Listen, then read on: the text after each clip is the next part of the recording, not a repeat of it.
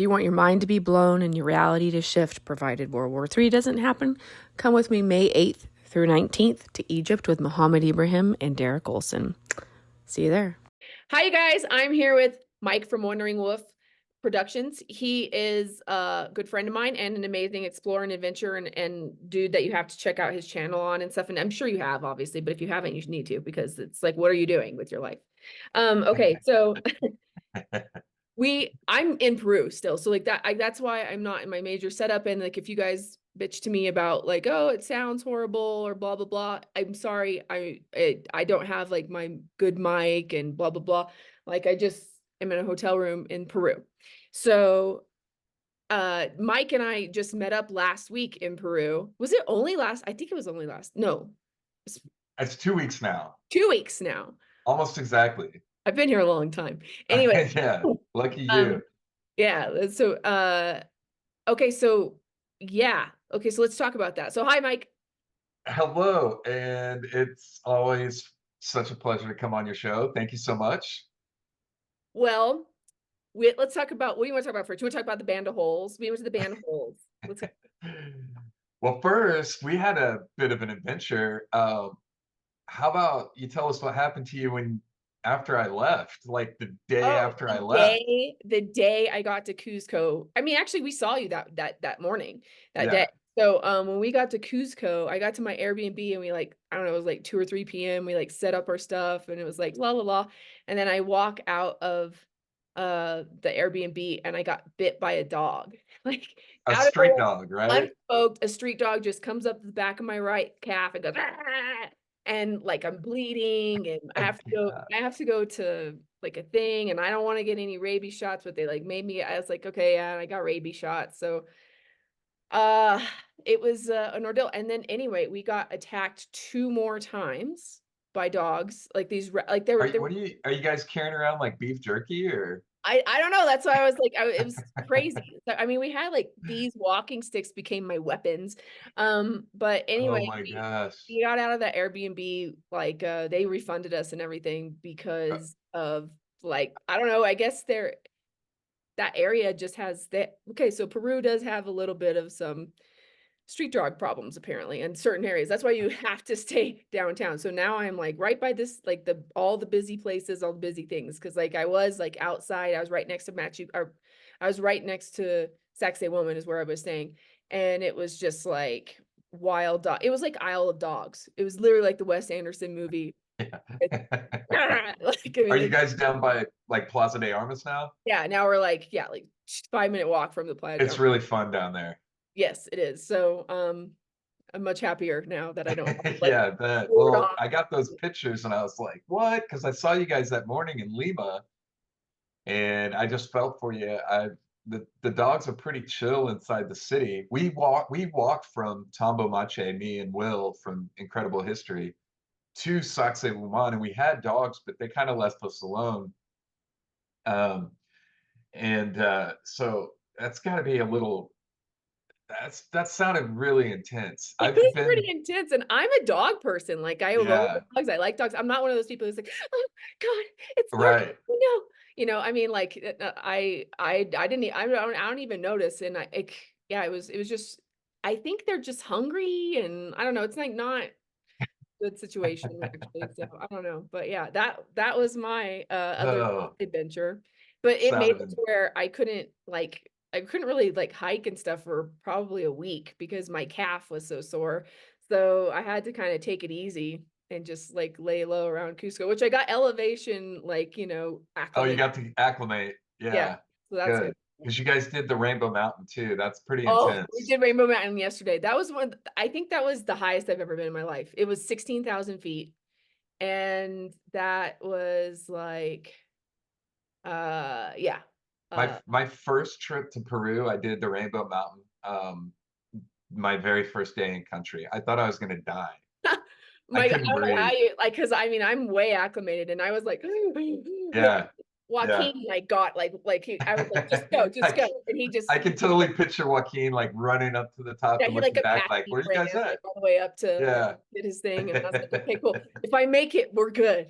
I Yeah, I made it and I was like, yes, but it was also foggy and cloudy and you almost like couldn't see the stuff. But then right when I got up there, it all cleared and I was like, yes, amazing that's pictures. awesome. It The was, pictures look amazing that you guys took. yeah, So it was, I don't know, that's definitely a special spot, you know, in yeah, I'm the, usually just strictly focused on ancient sites, but if you go to Cusco, Rainbow Mountain's definitely worth the trip. Yeah, yeah, it's beautiful. I agree. I mean, it's far, it's like, it's an all day thing, but it's, Right. yeah. Yep.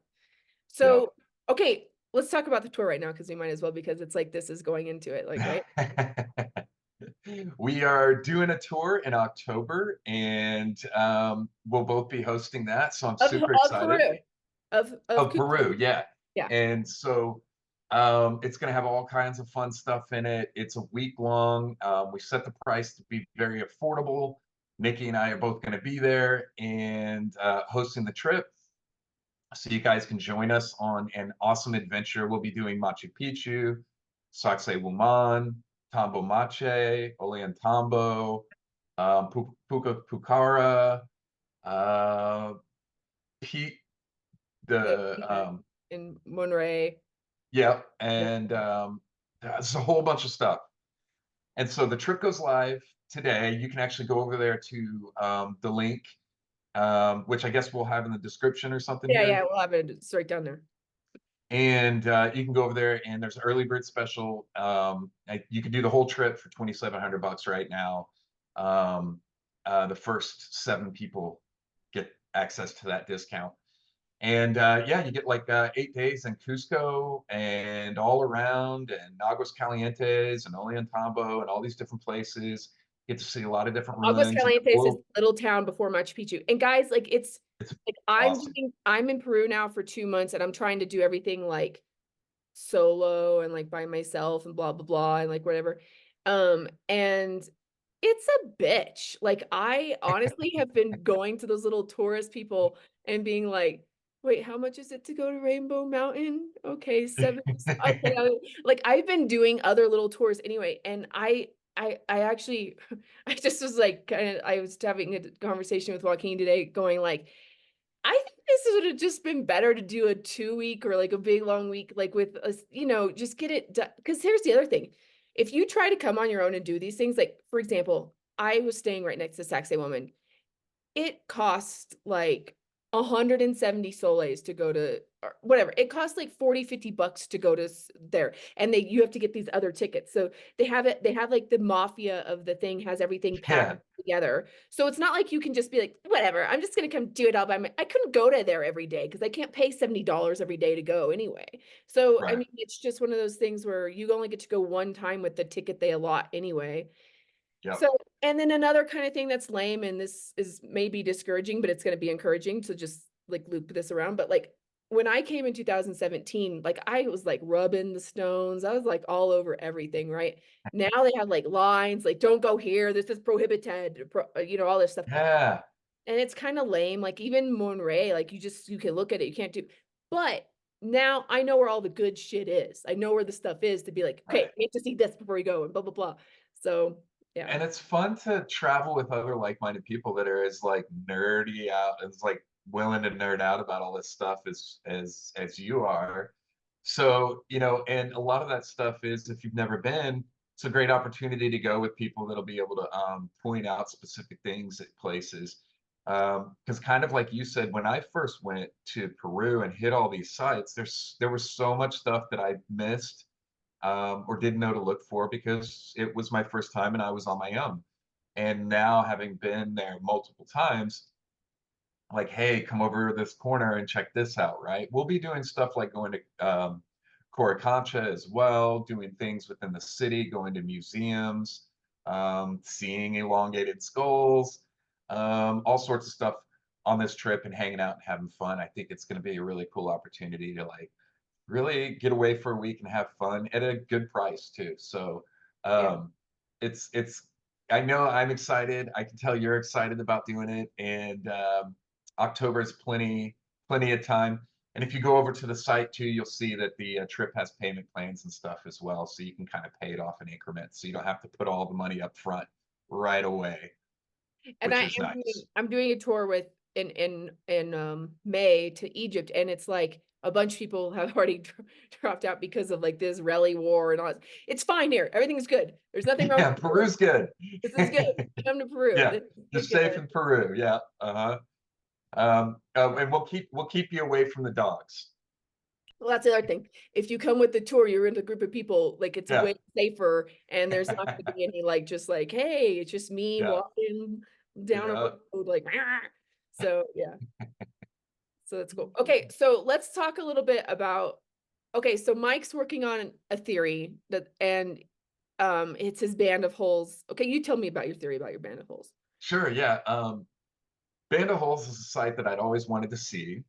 It's an unexplained site. I mean, there's theories about it, but even the archaeologists that have done research over the past almost 100 years, most of them, present their ideas as theories. There aren't any, fully accepted facts, if you will, about the site, right? It's still an unknown. So it's a series of around 6,000 holes in a band formation stretching up the side of Mount Sierpe in Peru, which is out near the coast, I didn't know there near was 6,000 Ica. of them. Who What's that? counted that? Jeez, I didn't know there was 6,000. 6,000. And it stretches for over a mile. And up the side of Mount Sierpe there in Peru in the near Ica, I believe, if I remember that correctly. But so these holes appear to be depressions, and then they're stone lined, and then the dirt that's been removed looks to have been added to the top around them, so they kind of protrude up on the top, right? And And there's a lot. I when I got down into the holes, like there's 5 different kinds of granite, but 3 distinct different types of granite. There was like a black granite, like a rose granite, and like one that had like a lot of orange in it. And there was like a Dalmatian, like white granite. Like it's weird the amount of yeah, different granites that are in each of the holes, but they all have like, and I remember thinking to myself, like when I had just before I had gone there, when I had just seen pictures, I was like, oh, they just like, how come these holes are still there? Like, how come the wind hasn't washed them away? They just looked like dirt clots or something, but they're not. They're not, they're they're not. just they're granite holes basically. Yeah, But they have stone they're lined with stones and stuff on the inside. And the prevailing theory so far, I think, the original theories back in the 19, I think it was 1950, when a gentleman, I forget his name exactly right now, Von Hagen, I believe, or something, posited that they were graves, which to me never made sense. Now, recently the theory's been floated that they were tribute holes, which again doesn't seem practical the way that they are so precisely kind of aligned in these rows of, like, if I remember correctly, 9, 7, 9, 7, and these odd numbered rows going up in a specific formation in a band. And so the theory that I'm working on and towards is that these holes were used for agriculture. Now, Peru, the area of Peru has so many examples of agricultural techniques being used for, you know, a long, long time, from terracing the mountains to, sophisticated irrigation systems. yeah, And the comparison that I'm drawing is between modern techniques in the Canary Islands, for one, where they're using holes exactly like this to protect crops, specifically vineyards, against high winds and dust that would damage the crops. Also, they have a lack of rainfall out there, so these holes also will collect moisture and dew, which funnels it down into the bottom of these holes and retains the water there in the ground. And the point of the holes is digging down through these top layers of tough rock and everything, so that you're in the soil, and that's where the water would go. And so there's a lot of similarities. Specifically, I'm drawing the comparison between the band of holes and Canary Islands and the vineyards there being used specifically on Lanzarote.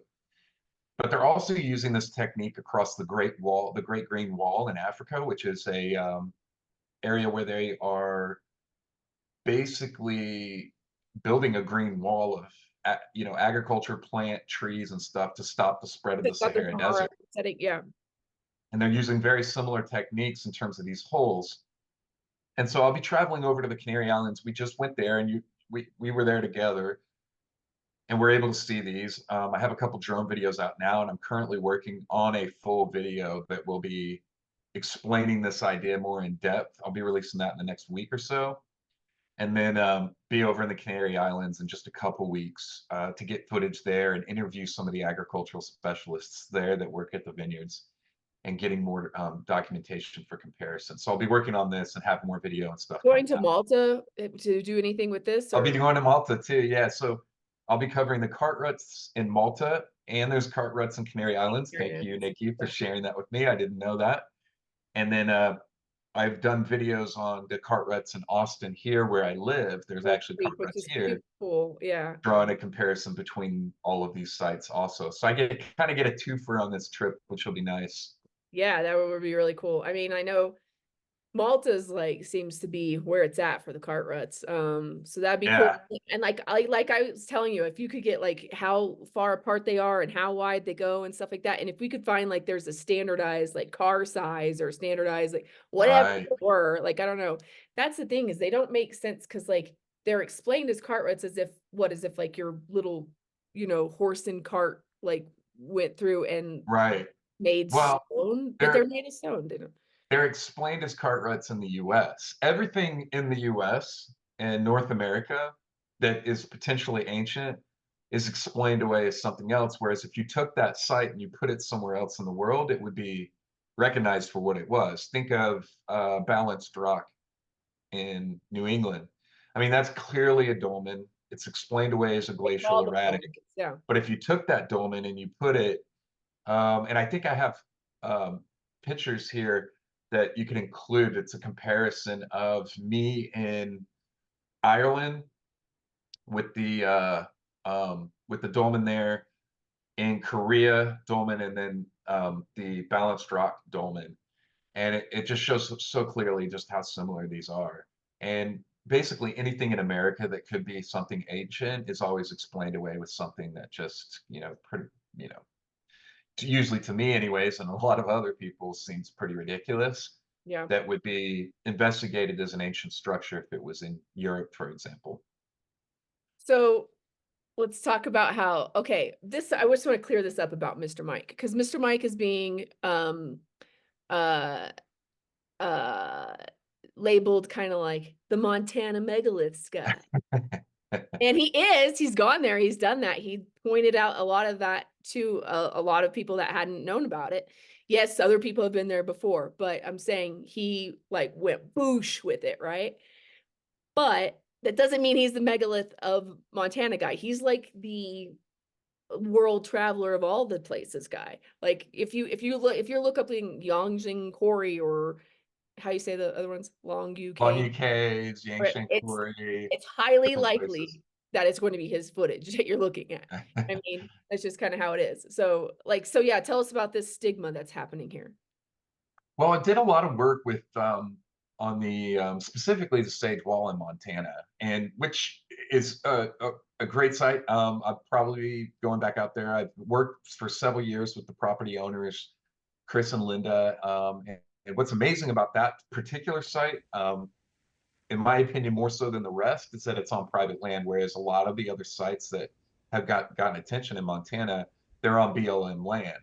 Mhm. So there's actually been scientific research going on for the last year or a little over in Montana at the Sage Wall, doing ground penetrating radar, lab results, and all sorts of different stuff, which I highlighted in my video of the story of Sage Wall, Montana megaliths. And so you can find all that information in that video. But um, that video blew up so hard that, yeah, it's been kind of the I don't know, claim to fame, so to speak. I get asked about it all the time, and I have focused, put And out a they lot think of you live videos on there. it. They're like, you live in Montana? Yeah, to the point where people think I'm from Montana. I'm not. I'm from Texas, and my focus is on international travel around the world to ancient sites. I have, in the last few years, done a lot more in North America and in the States. But the 99% of my content on my channel is international, and Right. it's worldwide. So, everywhere from Angkor Wat to the pyramids in Egypt to Baalbek to all over South America and Europe. And so, um, yeah, there's a lot more to to dive into on the channel than Montana. Although Yeah. Montana is a fun rabbit hole to jump down. There's a lot of mystery around there and a lot of ongoing research, so it's fun. But definitely, please check out the rest of my content because there's quite a bit, and some of that stuff does get used quite a bit, like Yangshan Quarry, which is a crazy site to visit, and Longyou Caves in China, which is kind of a mystery as well. Yeah, I think it's I don't know. I think it's funny too, just things like I sent Mike a clip the other day on Instagram because there was this Billy Carlson guy, right? Who's like, I've been trying to go to uh Easter Island for 10 years and you can't get there. Oh, you can't get there? No, you can't get there. And now it's pointless to go anyway because they just burned all the moai. And I was It's like, oh my God, that's so not true. And I was like, Mike, look at this. And Mike just got back from Easter Island, like what, like 4 months ago or something? Yeah, yeah. I was there in September, I believe, and yeah, when you sent me that link and I saw that, I was like, oh man, I'm just gonna leave a nice comment here.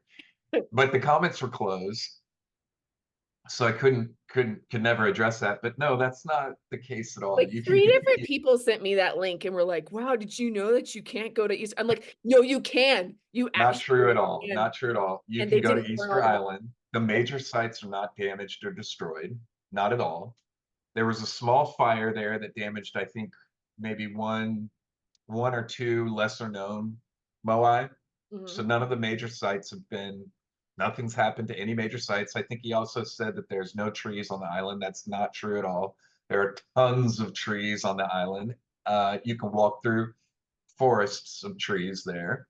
And, you know, yeah, no, you can go to book your trip today. I would highly suggest it to anybody that's ever wanted to go. Go to Easter Island. It's amazing and it's not as hard as you think.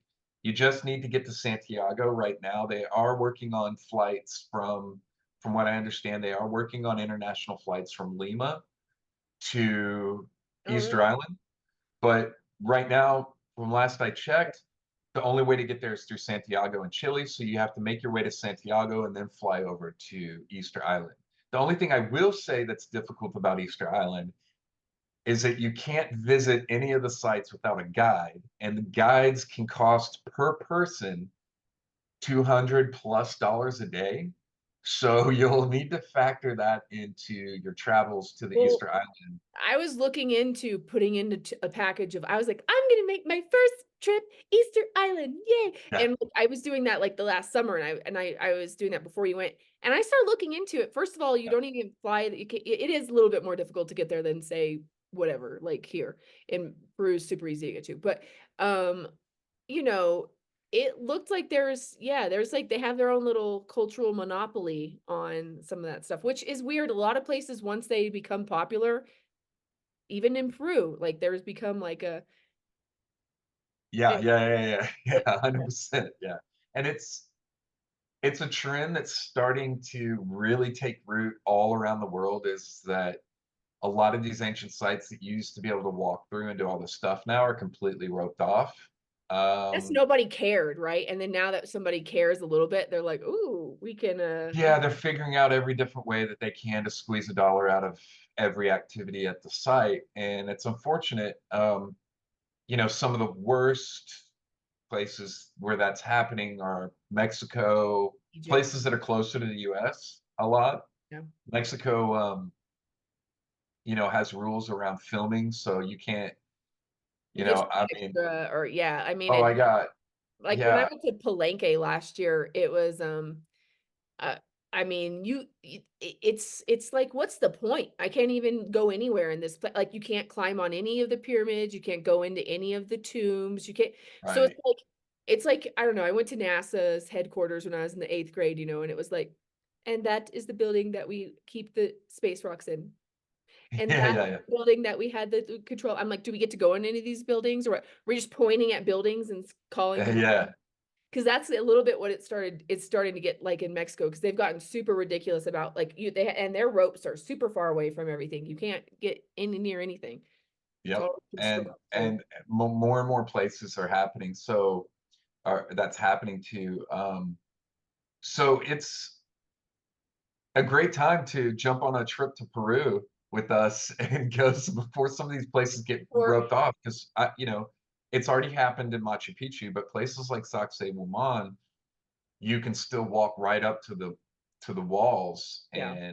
um, and see these things close up right now. And I can pretty much guarantee that's not going to last for I mean, they forever. already have little ropes that they didn't have when I was there in 2017, but they're like this thin, and it's like, Yeah, you yeah, could go touch it if you want to. But yeah, and no one's really like they're monitoring you or anything. But right. yeah, like in Mexico, they got their whistles out and they're like, Yeah, yeah. So and in Egypt's horrible with that. I mean, I in terms of that you can pay your guard off anywhere to like let you in through this right. or that, but they have so many little ways. Egypt's the only Yeah. place that I would say do it with a tour group Yeah. where I would say you should, even if you're one of the more adventurous people. When we went there alone, it was just constantly being harassed or blocked from going to places, being demanded to pay money to do this or that, or just harassing to try to get money. um, it can be difficult to navigate over there in Egypt, but if you have money, you can literally do anything. Yeah, that's true. But And if there's a site that says it's closed off, you you pay can to go just pay far. money and they'll open a gate and let you in and let you see everything. So everything's everything's It's negotiable over negotiable. there. Yeah. It's a constant uh negotiation, right? So I don't know. And have you and so like is there any particular place you've been where you've been like this whole thing's just completely open. You could do whatever you want. Yeah, yeah, plenty of places where no one's even around. The Stone of the Pregnant Woman in Baalbek. It's not even gated.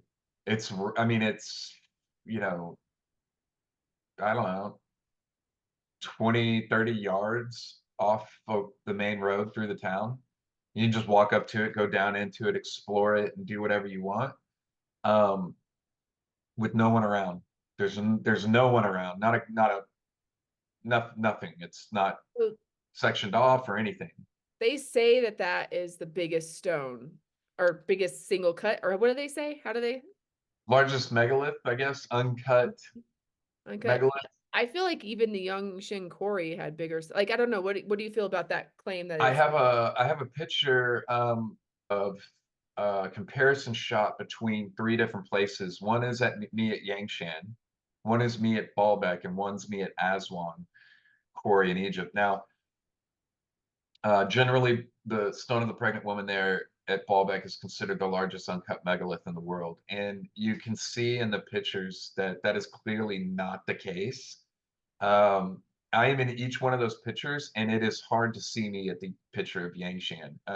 That stone there is so massive, it absolutely dwarfs the megalith there at Baalbek. that's what I thought. It's not even close. The only thing that could possibly, potentially, maybe in the future at some point give it a run for its money, and I haven't been here, so I can't say that for certain, would be maybe something like Gornaya Shoria, if that were ever proved to be man-made. So if but as of now, what's clearly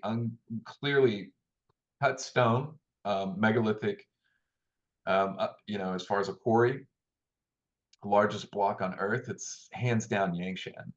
Um, Now Yangshan's history says that it is dates back, I think, if I remember correctly, the 1400s. But there's a lot of stuff that I just don't agree with when it comes to China's past and history. They are actively covering up things. From Everywhere. my time that I spent there, Maling Mausoleum and these different places and the pyramids there and everything, they're actively burying and Planning covering those goes on. pyramids with Yeah. trees. And I have drone footage of all that. You can see that they're actively covering up those sites. Um, Another example would be Longyou Caves, which is another site I filmed. Longyou Caves, they're actively defacing the interior of the cave Right, and system, where you putting new see carvings. the almost machine-like markings going down throughout the tunnel on the walls and the ceilings and everywhere. They're carving into all that, these decorative scenes, and that's all new. So they're actively covering up the past, and Yangshan is another clear example because Yangshan shows all the telltale signs of ancient megalithic structures, from nubs to these machining tool marks to scoop marks to these specific types of cuts that you find all over the world. Um, and you know, you can see that in the videos that I've shared on my channel. For I have several videos out, drone videos, a walkthrough video, and stuff like that from Yangshan. And so it is by far, hands down, the largest uncut megalithic stone. It dwarfs Baalbek. Um, but Baalbek is still impressive in its Oh, own. hugely impressive. Yes. Yeah, absolutely. Yeah. So you have to take a My look. only thing here is just to address the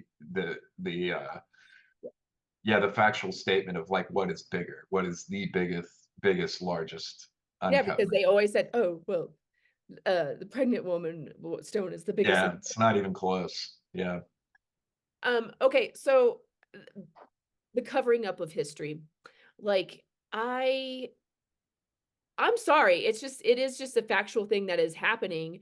So what I mean, just for example, like with those big Buddhas in was it Afghanistan that they blew up, or Yeah. Yeah. yeah, just really bizarre. I mean, well, I mean, if you look at what they've been destroying in the Middle East, like that's weird, that's crazy. I mean, and I get like other level of crazy, you know how I am with my crazy stuff, but it's like but I'm just going like I the I don't the covering up of history is it's insane. It really is. Like I was at It's the happening. yeah, I was at the Coricancha today and I was just looking, there's a couple of like there's a difference between, like, say, the Sacsayhuaman stones where, you know, there's, like, the bubbled, like, Yeah. marble type thing, and then the Coricancha where it's, like, there's, like, the flat, smooth surface, but that flat, smooth surface, I feel is, like, a later somebody else came in and did that over a lot of stuff, because they were lazy, they didn't do it to all of them because some of them still have nubs, you know, and Right. there's just so much, tampering with, and then people come in I was at, I was at Sacsayhuaman a couple days ago, and I was overhearing some tour guide there, like, telling the people about how the Incas built this with, what did he say? He was saying something about, oh, yeah, the Incas were very, very, very sophisticated. They and then somebody said, "Well, what did they pull these stones with? They're huge." And they were like, "Well, mini llamas." And I was just like, that is I don't know, it's just funny to me because I was like, yeah, like, they don't even have, That like would be incredible. yeah, I think a lot of us understand that have seen a lot of these examples around the world, but specifically in South America, when it comes to Peru and even Bolivia, that it becomes clearer and clearer that these ancient cultures that a lot of time we're talking about were inheritors of an even more ancient culture before them, and you know you can see the examples of how they've built on a top of old stuff, right. basically. You see there's a downward trend of sophistication in the stoneworking. And as you go further back in time, some of this, which is so cool about Cusco and just walking around the streets there, specifically in that block where you can find the 12 angled stone, Mhm. on that block, you can see you know, where it goes from extremely ancient advanced stoneworking capabilities with these massive megalithic pieces to above them really well fitted pieces but they're not anywhere near as advanced. But yeah. And that clearly shows that they didn't have the capability to make these as big. Or whatever. So there Or there they've was a reconstructed lessening with a lot I've seen what I see a lot is they've reconstructed with obviously these awesome stones and like they've even almost fitted them right, but they have to use mortar, you know, or sometimes, yeah, and then above that, you see where pebbles. the Spanish came in and they built on that all the way up into modern day. And modern day, on that street block, you have the megalithic stones, you have the lesser ones that are still fitted together and really sophisticated, but less so, up to the Spanish, where it's just stones being put together. And then above that, the least sophisticated is Us. what's made in modern times, because in Cusco, you can see Cusco has modern built. You can go to a Starbucks that's built on top of a megalithic structure and different, shops and stuff, or an old Spanish church, and the modern technique is just basically just garbage compared to everything else. So you can see four different layers of sophistication or lack thereof as you get closer and closer to our current time period, right there on display on the streets. And Yeah. Cusco is, you know, it is one of the most fascinating cities in the world to explore, simply for that reason. It's like you're walking back in time, um, down the streets of a modern It's city. so it's like I use the yeah, it is like this whole like you're looking at like someone I don't know, this is like a gross example, but it's what I somebody I think Dan Stevens said this one time and it stuck with me, but it's almost like you're looking at someone's puke and then trying to figure out what they ate. You know, because it's like you're trying to reverse engineer it and trying to figure out what went on or like what was happening, Yeah, but you're uh-huh. kind of like, I don't know exactly, but I do like Yeah, oftentimes I'll be like, is that one? Where did that stone come from? I mean, I stop all the time on the street, like examining like the stones, right. and it's really interesting because like I found a corner nub on a one that was in the mortar, so it's obviously like they took these other like a more advanced thing, and then when they were like, okay, well let's use this one, okay, put it up here, and I just it's just crazy.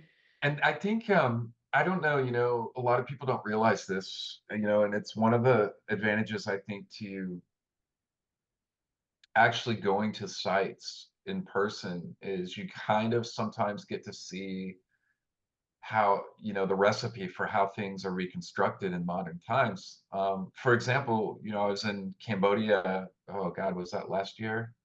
I think it was last year. I was in Cambodia, and we were at a site where they were, um, generally they call it restoring or reconstructing the site. But what they were doing is they're taking blocks, these old ancient blocks that were used for this temple or whatever it was, this ancient site that I was walking through. They had a modern crew there of, these aren't archaeologists or professionals in terms of anything to do with the layout of this ancient building or structure or anything. These are basically construction workers using stone saws, electric stones, saws. They're cutting through stone, these ancient blocks, to make them fit in the wall that they're constructing under the idea that that's what this was. So they can't fit them back together, so they cut them in half or whatever they need to make them fit together. So in 5, 10 years, people coming to visit that site will be looking at it like, oh wow, this is so cool. But they've been cutting these stones. This isn't, That's how I when you feel go to about places, Mexico's reconstruct Mexico's done a lot of the pyramids. They've reconstructed a lot of those pyramids. But it's right, when you go to some place that's raw in Mexico, or like for example, I went to like in Belize, there was like Lulabaton or I don't actually I went to like this one pyramid complex that is completely unexcavated. It's not open to the public. It's like in these like Mayan people's like backyard. It's not really like a right. thing. It's not really the place. And yeah, it's in total ruins and the trees like go in and the roots like uproot and like the rocks are all the fuck everywhere and everything. But at the same time, when you do see a wall or when you do see something that's like you can still see basic shapes or whatever, but I would honestly rather it in that shape than giving me your fantasy of what you think it looked like. Yeah, I've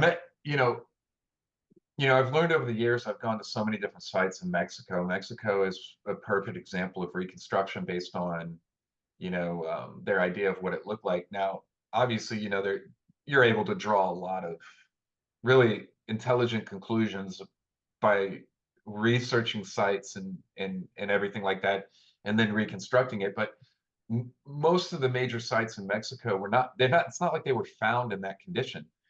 And the stones and different things like that are placed back into their approximation of what they believe that place looked like.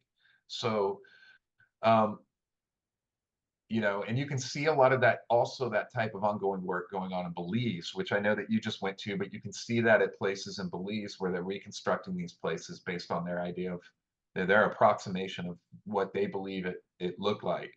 But most of these sites, specifically where you don't have megalithic blocks, and the stones and constructions are of smaller Like use. more like brick size, yeah. Yeah, they generally, when they're found and they are discovered, they're more like, you know, Piles of rock. mounds and stuff that have been, overlooked as just some kind of natural feature, which, by the way, is why it's so important to allow these, the pushback on the ancient history community when it comes to looking at places that are intriguing to us and asking what if.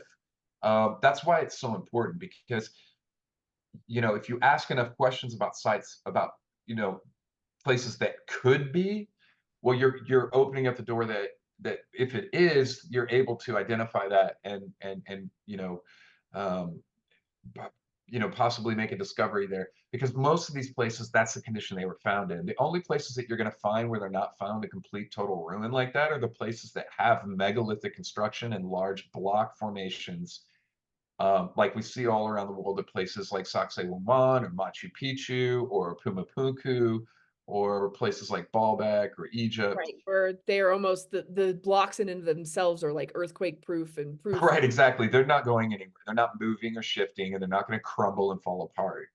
So, um, But, stuff I just to kind also of tie back into some of the stuff that we are talking about earlier. That's why the stuff that's going on in Montana. Um, I think there's a lot going on in Montana that's just kind of like pointing and stuff and saying, "Oh, that's this," but I'm not going to discourage any of that, because I think it is important to keep asking those questions. But it is why I've specifically focused on Sage Wall, as that exhibits those types of features. That if this is as old as it would have to be man-made, it shows natural weathering and influence and erosion as well on that site.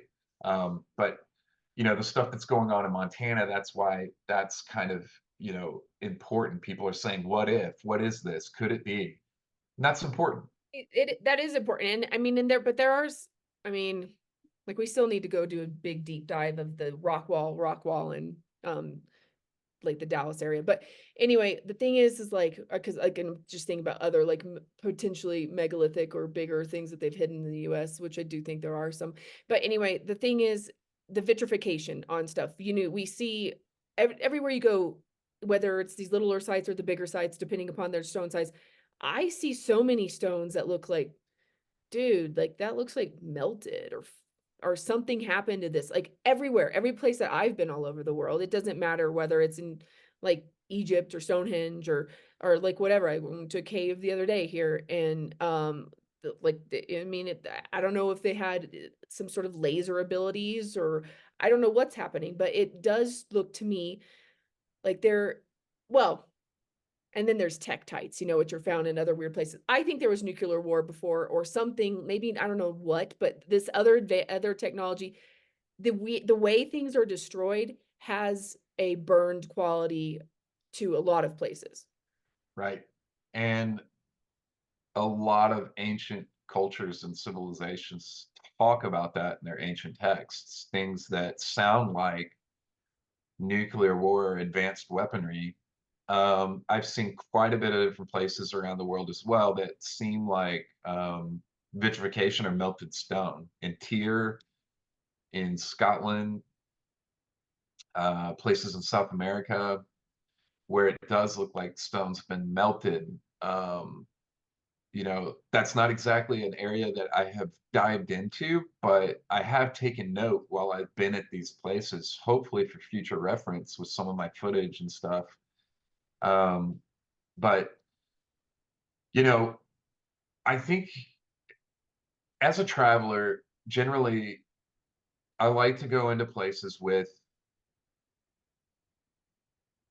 I don't sit and study places, like accepted history around sites and places.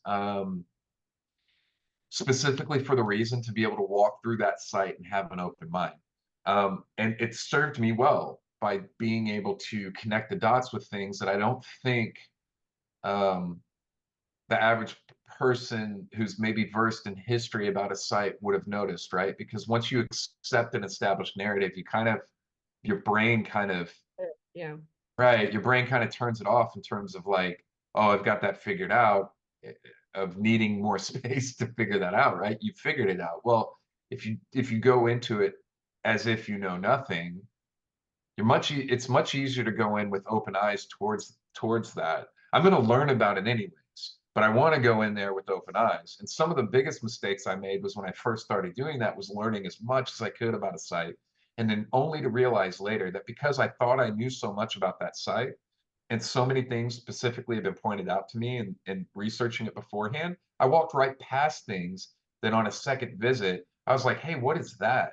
Right. And it's developed patterns of recognition in me or that I think better serve me. Like always go look at the discarded rock piles and stone piles at sites. I always go, it's one of my favorite things to do. So if there's a site that's being worked on, 9 times out of 10, they have an entire area where they have stones set aside that they haven't figured out what to do with. And if you go look through those areas and walk through those You'll find areas, weird cuts on those all stones. sorts of weird stuff. And a lot of people just walk right by all that. And so, you know, I would rather come from the perspective that ancient people knew what the heck they were talking about. They were capable of quite a bit of sophisticated understanding of the world in which they existed, and to be able to manipulate their surroundings. I mean, the megalithic structures are a perfect example of that, as well as some of the stuff that we talked about specifically in Peru with agricultural techniques and things like that. They show a level of sophistication that is, I think, beyond, and then you start getting into astronomy and all sorts of stuff like that. Or like Like, the Nazca Lines. We went and did the Nazca Lines together, and, right, like, that was one of those things where, who's like, that for? yeah, who's that? Like, the little animals were cool, but the Right, weird thing was, like, those giant triangles or, right, like, just how big some of these lines were. You're going like, "Whoa, this is yeah, like highway of an airport level, like, for I don't know, right, bigger than, like, a county." It's just crazy. right.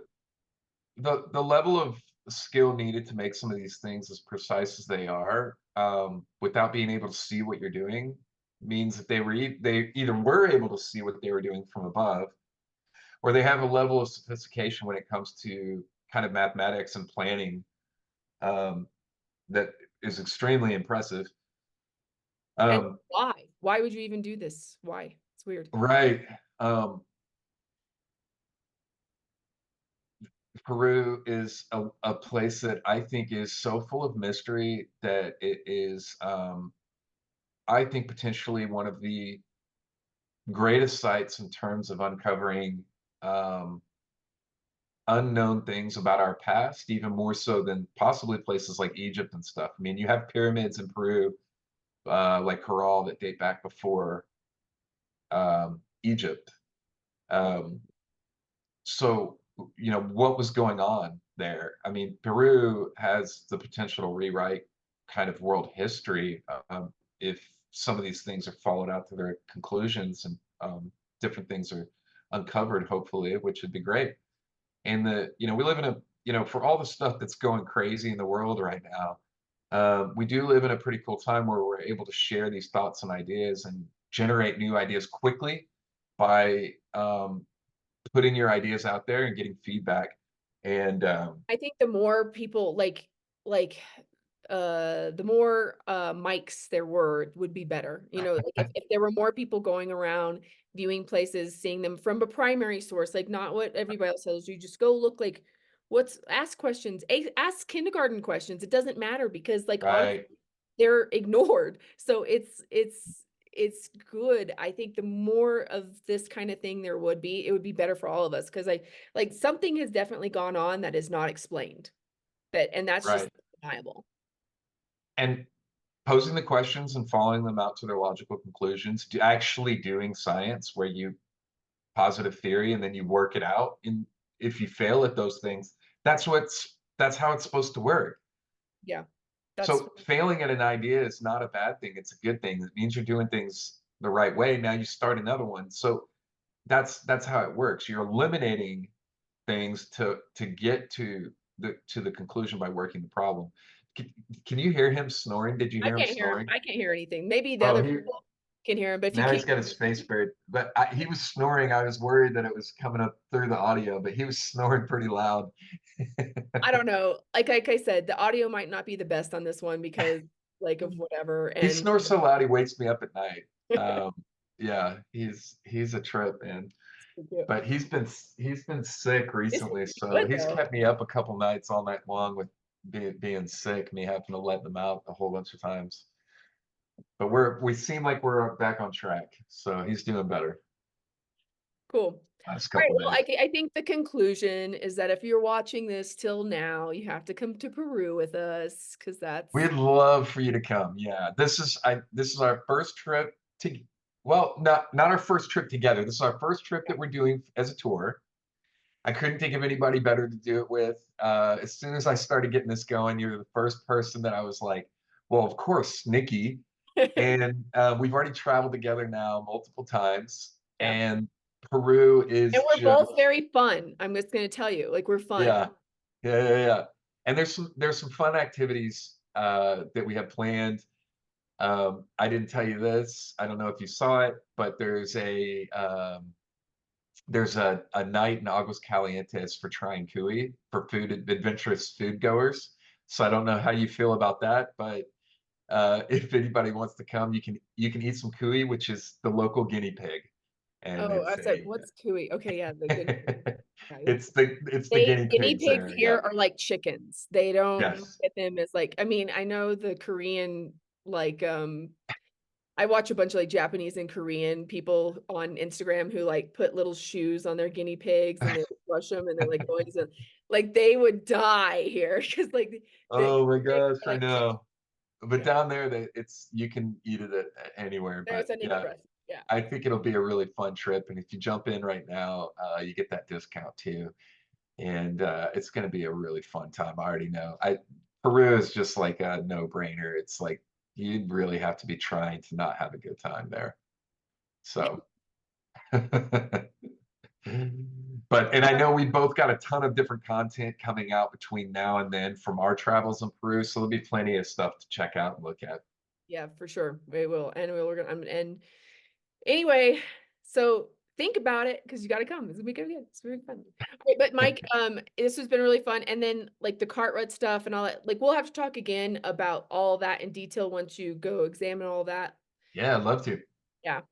Yeah, that's another exciting little mystery I'd love to kind of put on people's plate. So yeah, absolutely. Cool. All right. Well, we'll have you on again soon, and we'll talk to you soon. Bye. Take care. Good to see you.